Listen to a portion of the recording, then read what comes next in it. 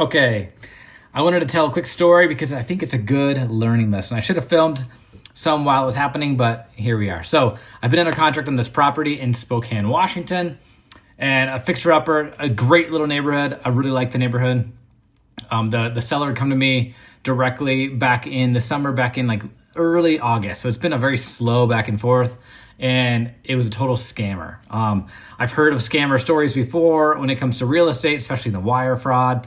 And some kind of creative scams, but this one was creative. I was surprised by it. That's why I think it's pertinent to share it. So the seller comes to me, has the fixer-upper. It was a firehouse, and the house has been burned. It's all boarded up. I'll show you what it looks like. You can see the fire, the roof, and the tarp, and the boards. Like it's a complete disaster. It's a great house. The bones are good, but I couldn't see the inside. The seller, my first red flag was the seller wouldn't talk to me on the phone. It was only via text, and it was just like his emotions, and it was too much going on, and he couldn't handle it. Text is the best. I'm like, okay, kind of odd, but okay.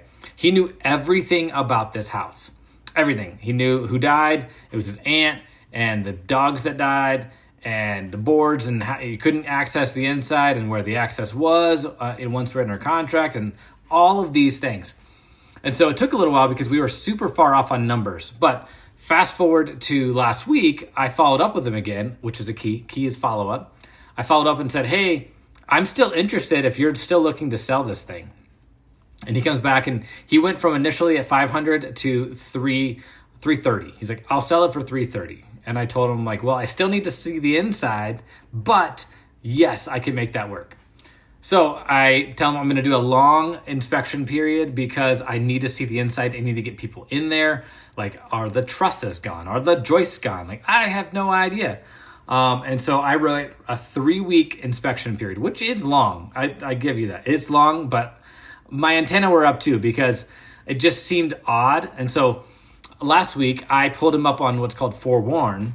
I use this app for, in my real estate business just to check people, make sure they are who they say they are. So I pulled him up, and here's what I see.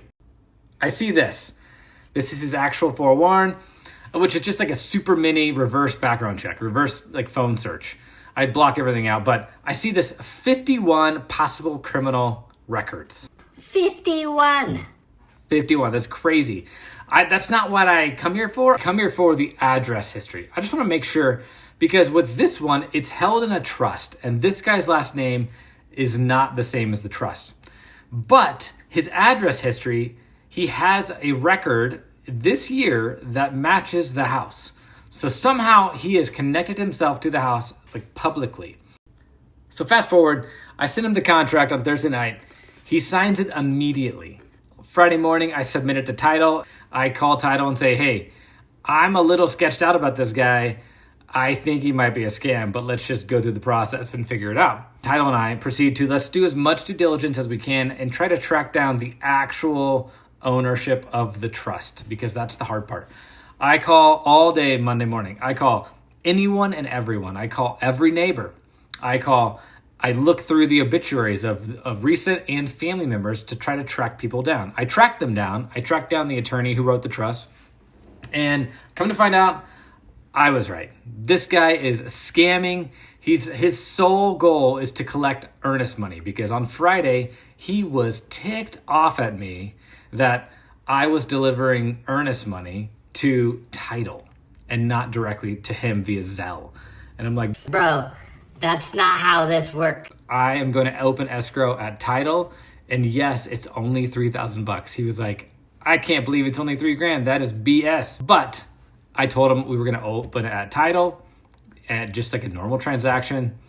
And so we found out it's a total scam, but it was pretty enlightening because this guy somehow connected himself to the house via public record, changed his address. Nobody knows who he is.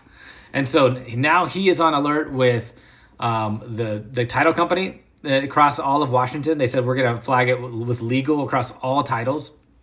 The attorney that actually is the power of attorney and the trustee of the estate asked for all of his information. You better believe I gave it to him.